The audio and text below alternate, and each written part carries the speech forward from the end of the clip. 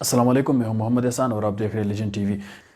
یہ جو آپ نے ایک چھوٹا سا ویڈیو کلپ دیکھا جس میں سے ایک شخص کا جنازہ ادا کیا جا رہا ہے اور ساتھ میں اپنے ایک شخص اور کو بھی دیکھا جو ایک قبر کے پاس بیٹھا ہوا ہے۔ یہ جن کا جنازہ ادا کیا گیا یہ شہید نیک محمد تھے جو آج سے 4 مہینے اور 20 دن پہلے کوئلہ کان کے ایک حادثے کا شکار ہو گئے تھے اور اس کے بعد ان کی لاش لاپتہ ہو گئی تھی۔ 4 مہینے اور 20 دن بعد ان کی لاش ملی، ان کو گاؤں لایا گیا، ان کا جنازہ ادا کیا گیا اور بعد میں ان کو دفنا دیا گیا۔ اور یہ جو قبر کے پاس بیٹھے ہوئے ہیں یہ نیک محمد شہید کے چھوٹے بھائی انجینئر معراج ہے۔ ہمارا آج کا موضوع یہی دونوں بھائی نیک محمد شہید اور انجینئر معراج ہے۔ نیک محمد کس طرح حادثے کا شکار ہوا اور اس کے بھائی انجینئر معراج نے کتنی ہمت کی ان کے بھائی کی لاش کو نکال۔ مزید تفصیل بیان کرنے سے پہلے آپ سے چھوٹی سی ریکویسٹ ہے کہ اگر آپ یوٹیوب پہ ہمیں دیکھ رہے ہیں تو ہمارے چینل کو سبسکرائب کیجئے، بیل آئیکن کو دبائیں، فیس بک پہ دیکھ رہے ہیں تو ہمارے پیج لیجنڈ ٹی وی کو بھی لائک کیجئے۔ انجینئر معراج اور اس کا چھوٹا بھائی شہید نیک محمد، ان دونوں کا تعلق ڈسٹرکٹ شانگلہ سے ہے۔ گزشتہ 25 سال سے نیک محمد جو ہے وہ کوئلہ کان کے کاروبار سے وابستہ تھا۔ یہ آدم خیل کے علاقے کالا خیل میں ہوا کرتے تھے۔ یہ پہلے محنت مزدوری کرتے تھے کوئلہ کان میں اور بعد میں محنت مزدوری کرتے کرتے یہ مائن سپروائزر بن گئے تھے۔ 10 نومبر 2019 کو صبح 10 بجے انہیں اطلاع ملی کہ جس مائن کے وہ سپروائزر ہے اسی مائن میں کچھ مزدور جو ہے وہ زہریلی گیس بھرنے کی وجہ سے بے ہوش ہو گئے ہیں اور ان کو ریسکیو کرنے کی ضرورت ہے۔ ان لوگوں کو ریسکیو کرنا جو ہے وہ کوئلہ کان کا ایک اور ادارہ ہے جس کو کہتے ہیں کول مائن ریسکیو، یہ ان کا کام ہوتا ہے۔ تاہم ان کے آنے سے پہلے نیک محمد جو ہے وہ کوئلہ کان کے اندر چلے گئے اور انہیں پتہ چلا کہ جو لوگ بے ہوش پڑے ہوئے ہیں وہ 500 فٹ کی گہرائی میں ہے۔ نیک محمد ان تک پہنچا، نیک محمد نے وہاں سے 3 لوگوں کو بحفاظت ریسکیو کیا اور چوتھے بندے کو ریسکیو کرنے کے لیے واپس گئے۔ وہاں پر گئے تو نیک محمد خود بے ہوش ہو گئے اور وہاں سے مزید 500 فٹ نیچے گر گئے اور یوں وہ 1000 فٹ کی گہرائی میں نیچے چلے گئے۔ باہر پتہ چلا لوگوں کو کہ جی نیک محمد جو ہے وہ بھی پھنس چکے ہیں اور لوگوں نے ان کو ریسکیو کرنے کی بڑی کوشش کی کہ کسی بھی طریقے سے ان کو زندہ باہر نکالا جا سکے، تاہم شام تک وہ نہیں مل سکے۔ اگلے دن بھی کام کرتے رہے لیکن نیک محمد کے زندہ رہنے کے جو چانسز تھے وہ بہت کم ہی رہ گئے اور لوگ سوچنے لگے کہ شاید وہ اب زندہ نہیں رہیں گے۔ یہ کام جو ہے یہ کول مائن انسپیکٹریٹ، کول مائن ریسکیو اور منرل ایک ڈپارٹمنٹ ہے اس کے زیر نگرانی ہوتا ہے، لیکن یہ لوگ جو ہے اپنی ذمہ داریاں ٹھیک طرح سے نہیں نبھا رہے تھے اور اسی وجہ سے ان کے کچھ افیسر جو ہے ایک منرل چیف اور کچھ مزید جو لوگ حکومت کی طرف سے سسپینڈ کر دیے گئے۔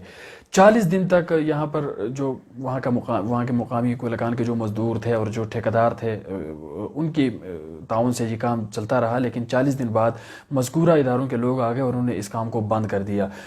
شہید نیک محمد کے بھائی انجینئر معراج نے مجھے بتایا کہ یہ کام محض بدنیتی کی وجہ سے بند کر دیا گیا۔ مذکورہ اداروں کو ڈر تھا کہ اگر یہ جو مزدور ہے یہ لاش تک پہنچ گئے اور انہوں نے لاش کو ریسکیو کر دیا تو یقینی طور پر ان کی بہت بڑی بدنامی ہو جائے گی۔ 40 دن بعد جب یہ کام بند کر دیا گیا تو کام بند کرنے کے بعد جو ہے اس مائن میں مزید سلائڈنگ ہو گئی اور یہ کام مزید مشکل ہو گیا۔ ان لوگوں کی مشکلات جو ہے وہ کم نہیں ہو رہی تھی تو انجینئر معراج اور اس کے کچھ دوست جو ہے وہ صوبائی وزیر مدینات ڈاکٹر امجد کے پاس چلے گئے۔ انہوں نے انہیں بتایا کہ جی یہ کام کیوں روکا گیا، تو انہیں پتہ چلا کہ جی غلط رپورٹنگ کی وجہ سے انہیں ٹھیک اطلاعات نہیں مل رہی تھی، جو مذکورہ جو میں نے ادارے آپ کو بتائے ان کی طرف سے ٹھیک اطلاعات نہیں مل رہی تھی اور اسی وجہ سے جو ہے اس کام کو بند کر دیا گیا۔ انجینئر معراج نے اور اس کے دوستوں نے ڈاکٹر امجد کو جو ہے یقین دہانی کرائی کہ ہم کسی بھی صورت اس جو لاش ہے اس کو نکال سکتے ہیں، آپ ہمیں دوبارہ یہ کام کرنے کی اجازت دیجیے۔ تو انہوں نے ایک نگران کمیٹی بنائی ہوئی، انہیں کام کی اجازت مل گئی۔ انجینئر معراج جو ہے اس کے پاس اب 2 آپشن تھے۔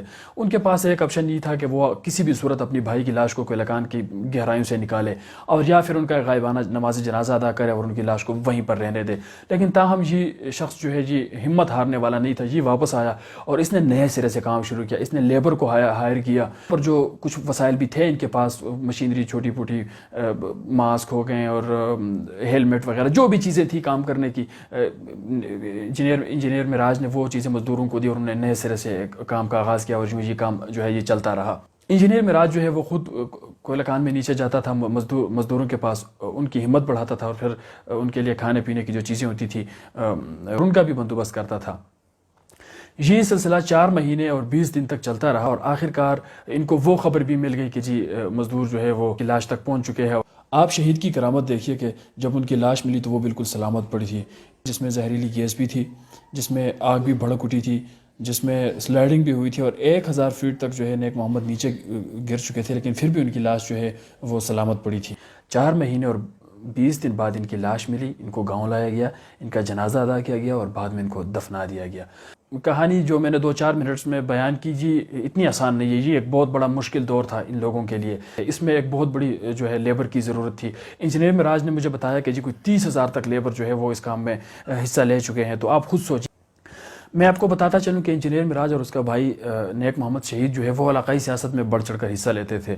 یہ موجودہ وزیر اعلیٰ خیبر پختونخوا جو ہے اس کو ذاتی طور پر جانتے تھے، اور موجودہ وزیر جو لیبر منسٹر ہے شوکت یوسف زئی صاحب، ان کے ساتھ ان کا بڑا قریبی تعلق تھا، بلکہ میں یہ بتاؤں گا کہ بھائی چارہ تھا ان کے ساتھ، کیونکہ شوکت یوسف زئی صاحب کا جو الیکشن کمپین ہوتا تھا اس میں یہ دونوں بھائی بڑھ چڑھ کر حصہ لیتے تھے۔ اور پاکستان تحریک انصاف کا جو ڈسٹرکٹ سوشل میڈیا سیل ہے، انجینئر معراج اس کے انچارج بھی تھے۔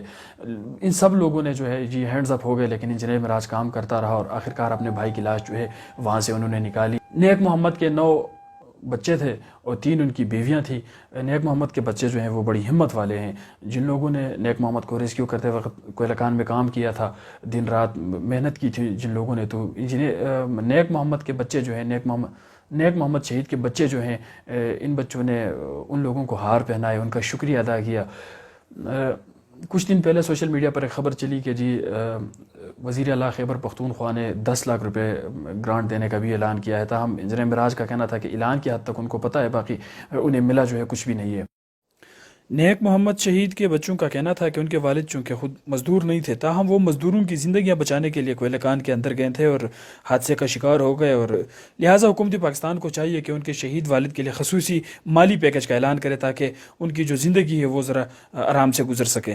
تو یہ انجینئر معراج اور اس کے بھائی شہید نیک محمد کی کہانی تھی۔ نیک محمد شہید تو اللہ تعالیٰ کو پیارے ہو گئے، لیکن انہیں اس کی شہادت نے ہمیں کچھ ذمہ داریاں جو ہے ان کا بھی احساس دلایا کہ ہمیں کس طرح اپنی ذمہ داریاں جو ہے وہ پوری کرنی چاہیے۔ نیک محمد شہید کا یہ جو واقعہ ہوا، اس نے ہمیں یہ بھی بتا دیا کہ کوئلہ کان میں کام کرتے وقت مزدور کو کن مشکلات کا سامنا ہے۔ وہ اگر حادثے کا شکار ہوتے ہیں تو کیا ادارے اپنا کام ٹھیک کرتے ہیں؟ کیا حکومت اپنا کام ٹھیک کرتی ہے؟ ہمارے جو موجودہ لیبر منسٹر ہیں میں شوکت یوسف زئی صاحب، میں ان سے ایک عاجزانہ ریکویسٹ کروں گا کہ آپ جب بھی کسی سیاسی جلسے میں تقریر کرتے ہیں تو یقینی طور پر آپ کوئلہ کان کے مزدوروں کو ایک امید دلاتے تھے کہ وہ اگر کامیاب ہوئے تو وہ ان کے لیے یقینی طور پر کچھ اچھا کریں گے۔ میں آپ کو بتاتا چلوں کہ جب عمران خان صاحب شانگلہ تشریف لائے تھے تو شوکت یوسف زئی صاحب نے ان کے کان میں بتایا تھا کہ جی آپ اعلان کر دیں کہ اگر وہ حکومت میں آتے ہیں تو یقینی طور پر اگر وہ حکومت میں آتے ہیں تو وہ شانگلہ کے جو مزدور ہیں ان کے لیے کچھ کریں گے۔ میں شوکت یوسف زئی اور عمران خان صاحب دونوں کو یہ وعدہ یاد دلاتا ہوں کہ جی آپ کی حکومت بھی آ گئی ہے، شوکت صاحب آپ لیبر منسٹر بھی ہے، اسی حلقے کے آپ MPA بھی ہے، اور جو عمران خان صاحب ہے وہ بھی وزیر اعظم پاکستان ہے، تو خدا را جو وعدہ آپ نے کیا تھا اس وعدے کو پورا کرے۔ شانگلہ کے بہت سارے یتیم بچے جن کے باپ جو ہے وہ کوئلہ کان میں شہید ہوئے، وہ آپ کے اس وعدے کا انتظار کر رہے ہیں، وہ اس وعدے کا بھی انتظار کر رہے تھے۔ کوئلہ کان کے شہید مزدوروں کے جو بچے ہیں ان کے لیے اپنے ایک تعلیمی ادارے کا بھی کہا تھا، لیکن وہ ادارہ بھی اب تک بن نہیں سکا۔ مجھے امید ہے کہ شوکت یوسف زئی صاحب اس وعدے کو پورا کرنے کی ایک بار پھر بھرپور کوشش کریں گے۔ آپ کو اگر ہماری ویڈیو اچھی لگی ہے تو اس کو سبسکرائب بھی کیجیے، اور اگر آپ فیس بک پہ دیکھ رہے ہیں تو اس کو لائک بھی کیجیے۔ اللہ حافظ، اپنا بہت سارا خیال رکھیے گا۔